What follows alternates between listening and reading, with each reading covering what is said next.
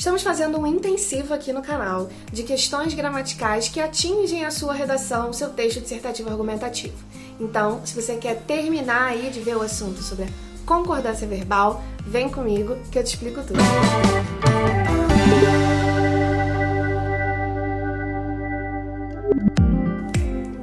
Oi gente, professora Helena aqui. Estamos de volta para a gente continuar aí o nosso intensivo, né, sobre a competência 1 da redação do Enem, discutindo as principais questões gramaticais que atingem o seu texto dissertativo argumentativo lá na redação.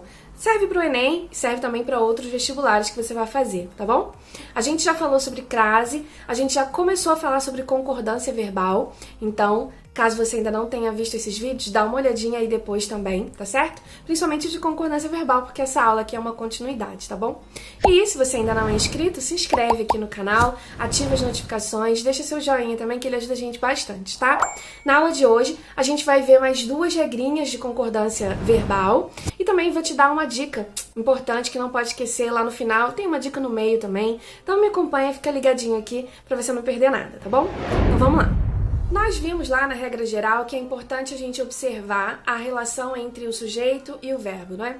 Então, vamos observar aí algumas particularidades de como esse sujeito pode aparecer. Então, primeiro caso aí de hoje. Quando a gente tem o sujeito composto da expressão a maioria de, grande parte de, a maior parte de e um substantivo no plural. Então, nesses casos, qual é a regra? O substantivo ele pode ficar ou no singular, concordando, por exemplo, com a expressão maioria, ou no plural, concordando com esse substantivo que está particularizando aí no plural, tá? Então vamos dar uma olhada no exemplo. Olha lá, na frase. A maior parte desses problemas tem origem na desigualdade social.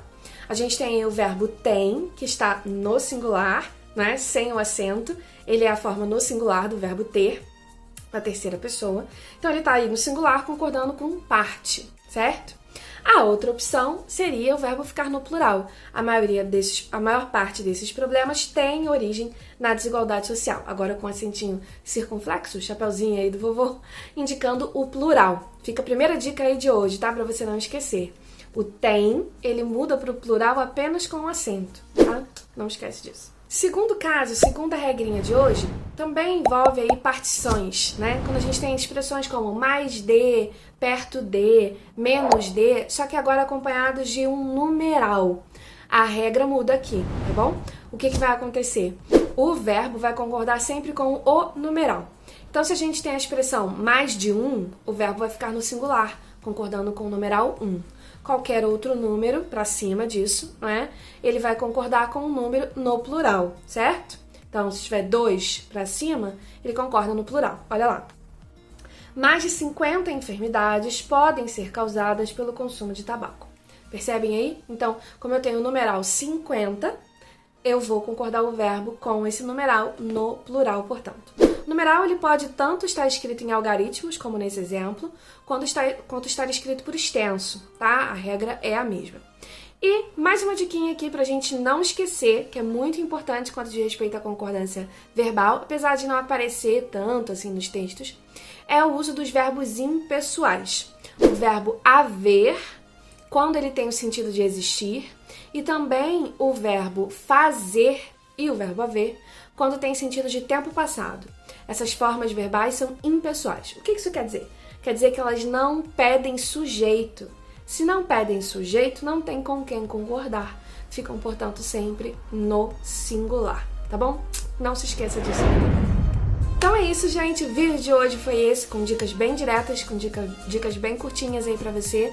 O que eu sugiro que você faça agora? Que você pegue a sua redação e verifique direitinho aí se tem problemas de concordância verbal lá, pra você dar aquela corrigida, pra você dar aquela revisada, tá? Se faltou falar de alguma coisa aqui, sentiu falta de algum problema que você tenha no seu texto, deixa aqui nos comentários que a gente te explica, a gente pode até transformar numa videoaula para você também, tá bom? Aqui embaixo também, na descrição, tem um link para você conhecer nossos planos de correção. Então, caso você queira ter sua redação corrigida por nós, por mim ou pela professora Sabrina, aqui do canal, é só mandar ali pra gente nesse formulário, tá bom? Então é isso, te espero na semana que vem.